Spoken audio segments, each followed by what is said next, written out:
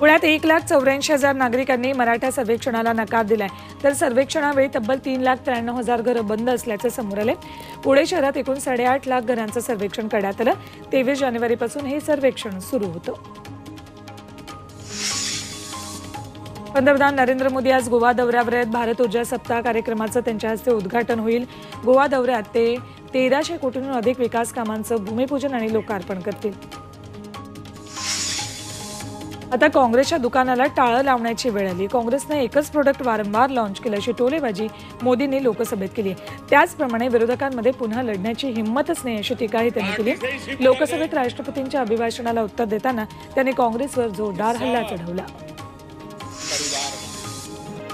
अब की बार 400 पारचा नारा पंतप्रधान मोदींनी लोकसभेत दिलाय।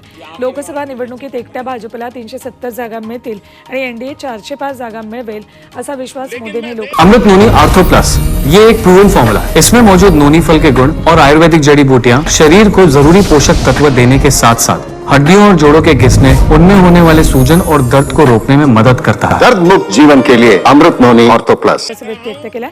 तर पुढे काही करो भ्रष्टाचार विरोधातील लढाई सुरूच राहणार, तपास यंत्रणा त्यांचं काम करतच राहणार असंही मोदींनी ठणकावलंय।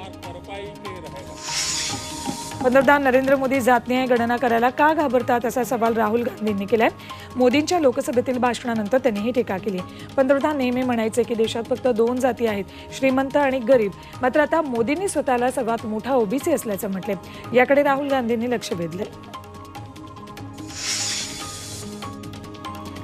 तर ते जय श्रीराम म्हणतात, मी त्यांना हरामखोर म्हणतो अशा शब्दात उद्धव ठाकरेंनी भाजपवर घणाघाती टीका केली। भाजपला आपला पक्ष संपवायचा होता।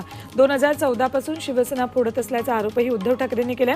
उद्धव ठाकरेंनी कोकण दौऱ्यामध्ये चिपळूणमधल्या सभेत भाजपवर जोरदार टीका केली।